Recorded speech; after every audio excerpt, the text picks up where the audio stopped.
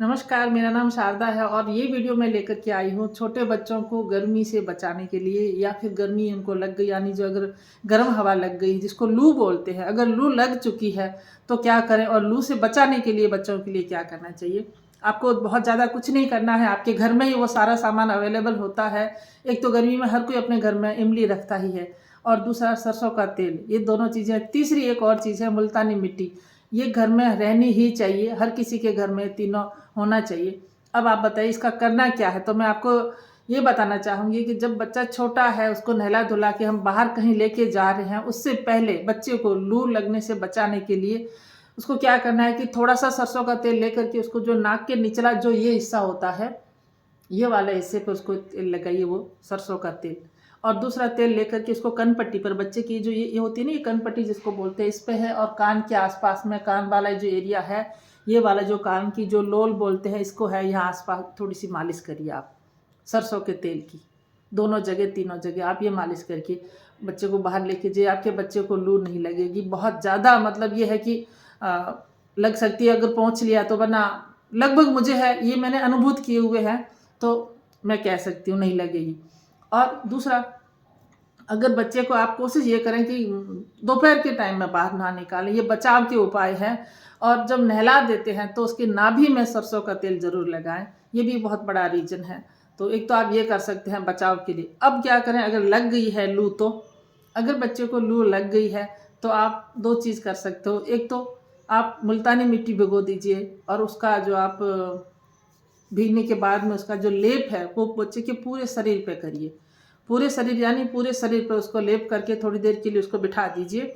जब हल्का हल्का, पूरा नहीं, एकदम कड़क सूखना नहीं चाहिए, उसकी चमड़ी सॉफ्ट होती है, क्रैक होने लग जाती है। जब उसको गाढ़ा लेप है वो हल्का हल्का सा करके सूखने लग जाए तो आप बच्चे को आप नहला दीजिए अच्छे से। कोई साबुन वगैरह नहीं लगाना है, उसको नहला दीजिए। अब आप पहले क्या करिए, जब पाउडर बनाते हैं मुल्तानी मिट्टी को या फिर ऐसे ही भिगो देते हैं डली लेकर के, लेकिन अगर आपके पास में नीम की पत्तियां हैं तो नीम की पत्तियों का पेस्ट आप उसमें ज़रूर ऐड करिए, क्योंकि ये भी जो फंगल इन्फेक्शन से बचाने के लिए बच्चों को, बड़ों को, सबको बहुत फ़ायदा करेगा। तो आप अगर कर सकते हैं, आपके पास नीम की पत्तियों का पाउडर हो तो भी ठीक है, नहीं तो आप ताज़ा नीम की पत्तियों को घोट पीस करके मिक्सी में चला के थोड़ा सा निकाल दीजिए, आप उसका जो पेस्ट है वो भी ऐड कर दीजिए। कोशिश ये करनी है कि बच्चे उसको निगल ना ले और पूरे शरीर पे उनके मालिश करेंगे आप देखिए कितना उनको लाभ होता है। उनकी स्किन तो ग्लो करेगी, उनको घमौरिया नहीं होगा। अगर है तो वो घमौरिया ठीक हो जाएगी। ये मैं कहते ना, एक पंथ दो काज हो रही है, घमौरियों का भी साथ में आपको बता रही हूँ। अब दूसरा क्या करना है कि आप जो इमली भिगो देते हैं, इमली को कैसे भिगोना है, इमली को आप एक मिट्टी के पात्र में भिगोए, क्योंकि मिट्टी का पात्र है, उसमें जब बाहर की एयर अंदर जाएगी, अंदर की जो गर्म चीज़ है उसमें आपको ठंडक देगी। या जो भी चीज़ है, आप सामान जो भी आप इस्तेमाल करते हैं, तो खाना पकाने में भी मिट्टी के बर्तन यूज़ करने चाहिए। लेकिन यहाँ मैं बताऊँगी, आप इमली के पानी को भिगोने के लिए मिट्टी की कुल्हड़ी, जिसको कुल्हड़ी जिसको बोलते हैं, वो, या जो भी पात्र आप, कटोरा वगैरह जो भी कहें, वो आप खरीद लाइए। अगर पॉसिबल है तो ज़रूर खरीदिए, नहीं तो फिर आप कांच या फिर स्टील का ले ही सकते हैं।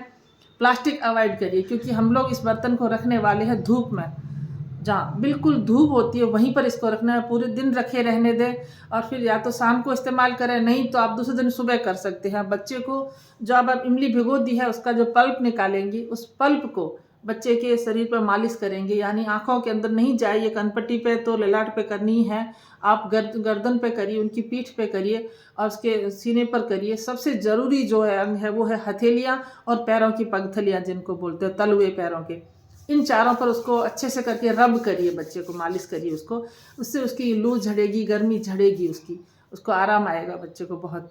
और आप ये प्रक्रिया 10-15 मिनट कर सकते हैं। उसके बाद बच्चे को थोड़ी देर छोड़ करके और नहला दीजिए, इससे आपके बच्चे की लू झड़ जाएगी। अब जो इमली का पानी है उसको भी थोड़ी सी मात्रा में, या तो आप उसमें गुड़ मिला लीजिए, नहीं तो आप एक आते हैं ओड़ा के लड्डू बोलते हैं, वो भी अगर नहीं समझ आता है आपको तो आप देसी शक्कर मिला सकते हैं।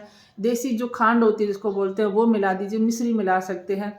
वैसे तो अगर गुड़ का पाउडर मिलता है तो ज़्यादा बेस्ट है, पर गर्मी में आप सोचते हैं कि नहीं है तो कोई बात नहीं, आप मिश्री डाल सकते हैं। देसी जो खांड बोलते हैं, देसी चीनी जिसको, वो मिला सकते हैं। उसका पतला सा थोड़ा सा मात्रा में दीजिए। छोटा बच्चा है, क्योंकि उससे लूज मोशन होने का डर रहता है।